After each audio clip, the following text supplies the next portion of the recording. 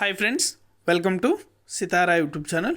కేంద్ర ప్రభుత్వం రైతులకు అదిరిపోయే శుభవార్తనైతే చెప్పింది.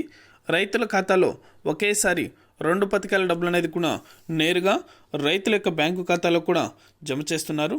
ఇంకా ఈ డబ్బులు అనేది కూడా రైతుల యొక్క బ్యాంకు ఖాతాలో జమ కాని వారు అలాగే వెంటనే కూడా ఇలా చేస్తే వారి యొక్క ఖాతాలో డబ్బులు అనేది కూడా జమ అవుతాయనైతే కేంద్ర ప్రభుత్వం తెలిపింది.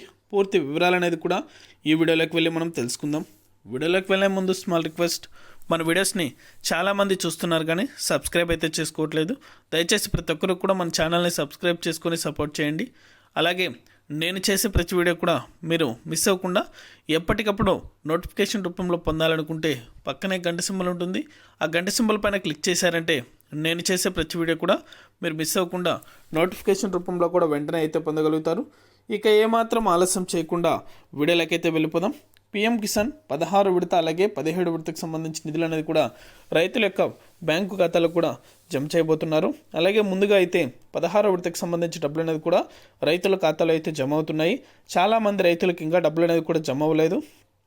అలా జమ అవ్వని రైతులు వెంటనే కింద డిస్క్రిప్షన్లో లింక్ అనేది కూడా పెట్టాను. ఆ లింక్ అనేది కూడా మీరు ఓపెన్ చేసి మీ యొక్క డీటెయిల్స్ అనేది కూడా ఎంటర్ చేసి సబ్మిట్ చేశారంటే అర్హుల జాబితాలో మీ పేరు ఉందో లేదో కూడా మీరు తెలుసుకోవచ్చు.